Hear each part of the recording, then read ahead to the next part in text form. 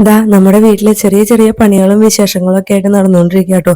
വലിയ കാര്യമായിട്ടൊന്നല്ല, എന്നാലും നമുക്ക് ഇച്ചിരി എന്താ പറയാ, ചെറിയൊരു ഗാർഡൻ ഉണ്ടായല്ലോ, അതിനൊന്ന് വ്യത്യാസപ്പെടുത്തി വേറൊരു രീതിയിലാക്കാൻ പോകട്ടോ. അപ്പോൾ എനിക്ക് കുറച്ച് മഞ്ഞളൊക്കെ അതിൽ നിന്ന് കിട്ടി.